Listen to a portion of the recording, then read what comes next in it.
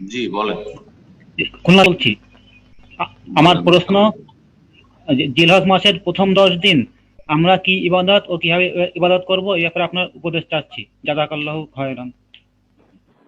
জিলহজ মাসের প্রথম 10 দিনে কি ইবাদত করবেন?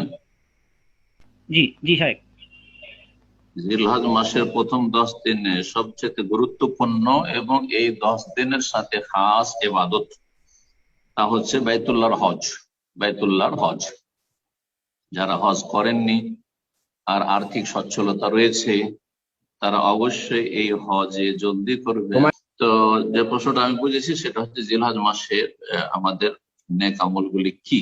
নেক আমল সম্পর্কে বিস্তারিত আলোচনা শোনার প্রয়োজন রয়েছে, আমার আলোচনা একাধিক আছে, আশা করি শুনবেন অথবা অন্য কারো শুনবেন অথবা পড়বেন আর আমল করবেন। তবে সংক্ষেপে যে বিষয়টি বলবো সেটা হচ্ছে সবচেয়ে গুরুত্বপূর্ণ ইবাদত তাওহীদের পরে 5 ওয়াক্ত সালাতের পরে, তাওহীদ 5 ওয়াক্ত সালাত আর অন্যান্য যে ইবাদত বন্দেগী সেগুলো তো সারা বছরের জন্য, কিন্তু ফরজ একটি গুরুত্বপূর্ণ ইবাদত এই জিলহজ মাসের এই 10 দিনের সাথে খাস বা হজের মাসগুলির সাথে খাস, তা হচ্ছে বাইতুল্লাহর হজ করা। বিশেষ করে যারা বাইতুল্লাহর হজ করেননি অথচ আর্থিক সচ্ছলতা রয়েছে, আর্থিক সচ্ছলতা রয়েছে, শারীরিক দিক থেকে অচল, তাহলে বদলি হজ করাবেন,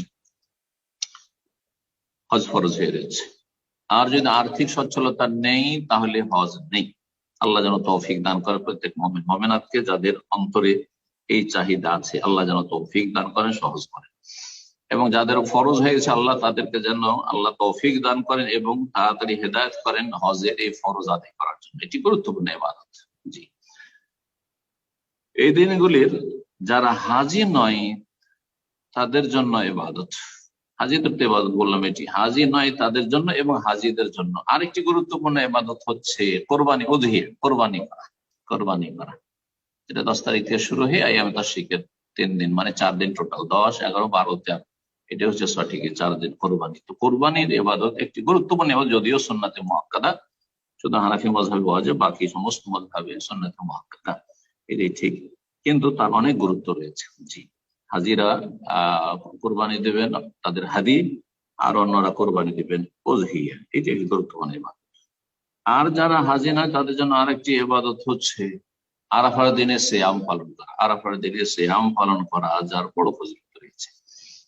এছাড়া যদি সম্ভব হয় আরাফার দিন ছাড়াও বাকি যে আরো 8 দিন রয়েছে পহিলা জিলহজ থেকে, তাতে সিয়াম পালন করবেন। কারণ একটি হাদিসে 30 জিলহিজ্জা, 30 মানে নবম না 9, আসলে 9 হয়, কিন্তু কেউ বলেছে নবম, তাহলে শুধু আরাফা। এই জন্য কেউ বলছে যে না, অন্য দিনগুলির সিয়াম এরকম সুন্নত নয়, কিন্তু করা যেতে পারে। এই দিনগুলি ফজিলতের, এই দিনগুলির যে কোনো আমল আল্লাহ রাব্বুল কাছে অনেক প্রিয় আল্লাহর কাছে।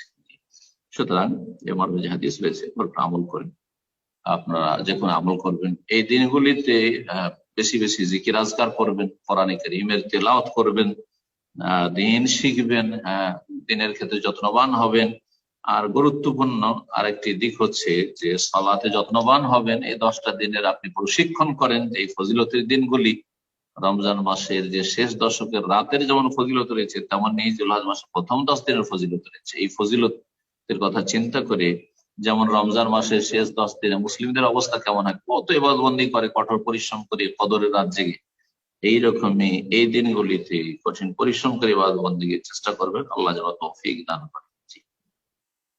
حن قلبي له فاض شوقا إليه لست أرجو سوى شربة من يدي الصلاة عليه والسلام عليه